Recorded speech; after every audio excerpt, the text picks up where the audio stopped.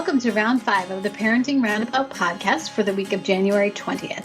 I'm Catherine Haleko, and I'm here with Nicole Eridix. Hello. And Terry Morrow. Hello. Today we're taking a break from talking and complaining and obsessing, and instead we're shouting out things other people are doing that we think you'll find as useful or enjoyable as we do. We call this our Roundabout Roundup. And I'll start. We, as you may know, in my house have pretty much every kitchen gadget that there is. We, in the past year, acquired an Instant Pot because, you know, everyone has to have an Instant Pot.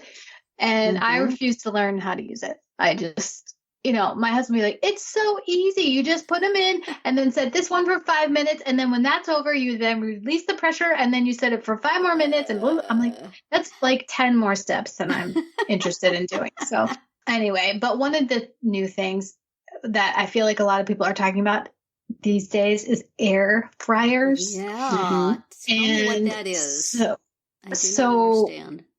Well, we now have, because we have to, a toaster oven / convection oven / air fryer.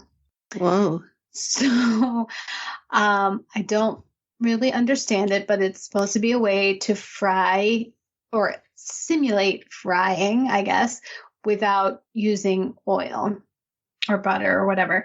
Or, you know, because don't you worry, we do have a deep fryer. But this is an air fryer, and it is, you know, it's the toaster oven we use for other things. So it comes with like this sort of basket tray insert thingy that you put in, and then you put whatever it is you're air frying in there. And it works pretty well. I mean, I personally, like I said, haven't taken the time to make anything, but my husband has made falafel that turned out pretty good. He made chickpeas, like seasoned roasted chickpeas that were like crunchy and very tasty. So I think there's a lot of things that you can probably do with it. And what I like about the one that we have is that it's not a unitasker. It's not just an air fryer. It's multiple things. Because I have a problem with that, and we have way too many of those type of items in our house. So I am skeptical that anything that does not involve fat can be called frying, but does it taste like it's fried? Yeah. Is it crispy? Yeah, like the chickpeas were very crispy. The falafel could have been crispier, but he claimed that was just, they should have been in the fryer longer. So okay. He blamed himself. Yeah. Instead of blaming the air. So maybe if you're in the market for a toaster oven, you could consider looking for the kind that has an air fryer. How about that? Interesting. I suppose.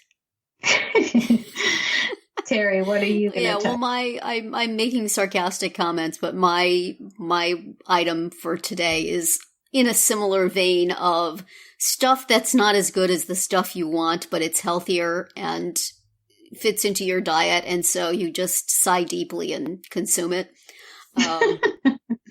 In my case, a while ago, Weight Watchers has a thing now where you earn points from, I guess, obediently tracking everything that you do. And then eventually, you can trade those points in for something. And so I was able to trade my points in for $10 in the Weight Watchers store to go buy some snacks.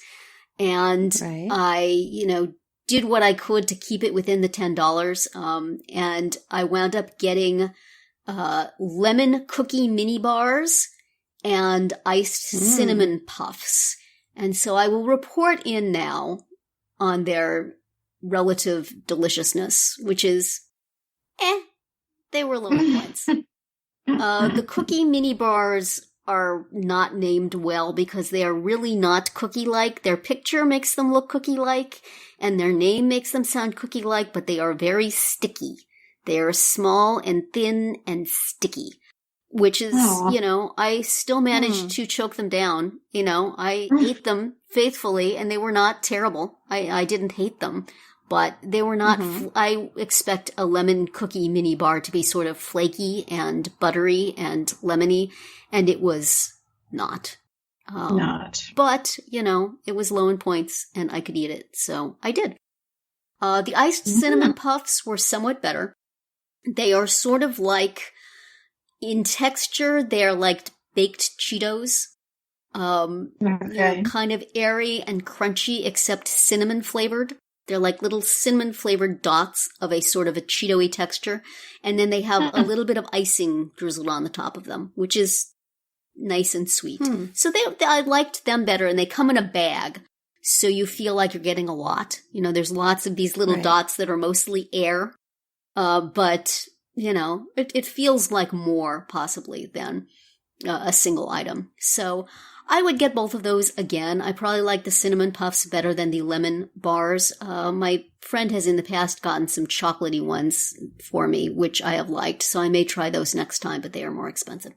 So, but if you have some Weight Watchers points burning a hole in your pocket and you want to try something, iced cinnamon puffs give a lot of crunchiness for your point or two.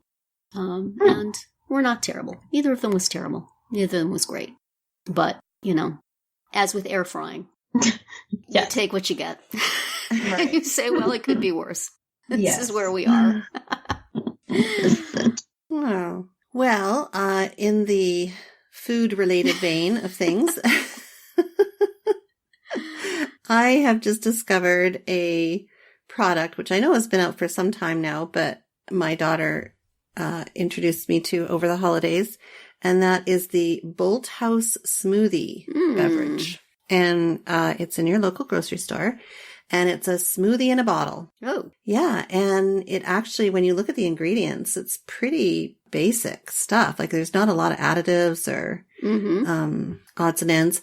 And the best part is that there are a ton of fruit and vegetable servings in these smoothies. Oh, nice. So yay! So you can open it up and get your daily intake of fruits and or vegetables. And I love it because it's so easy. I don't have to make it. I don't have to drag out the blender and the yogurt and all that kind of stuff. So it's relatively healthy and gets all the nutrients in that you need. So, right. Yes, I'm enjoying it. You can eat vegetables without even knowing it.